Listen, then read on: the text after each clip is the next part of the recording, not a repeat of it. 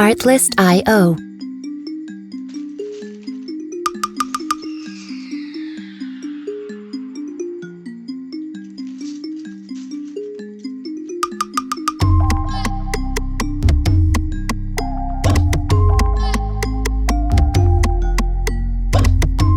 Music licensing reimagined.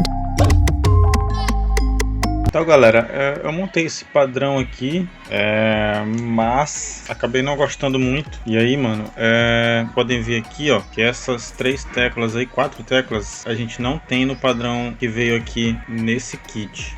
Beleza? Então é o seguinte, eu vou montar um outro padrão aqui para ver se eu consigo melhorar. Talvez de uma outra cor ficasse melhor, né galera? É uma combinação aí de branco com laranja, o branco com vermelho e o branco com marrom. Talvez ficaria mais bacana do que esse aqui.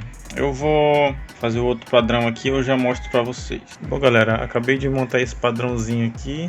Acredito que tenha ficado um pouquinho melhor. Tem uns pontos aqui a destacar. É que vocês percebem aí, galera, que a parte da letra ali, ela é bem mais grossa, né, no original. E aqui, olha, é um pouquinho mais fininha. Isso dificulta aqui a passagem da luz. Aí acaba que a gente não consegue enxergar legal quando tá claro.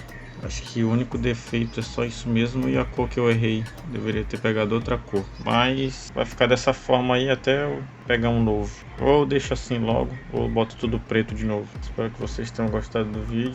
Olha aí, ficou desse padrão aí. Então valeu, falou. Tamo junto, galera.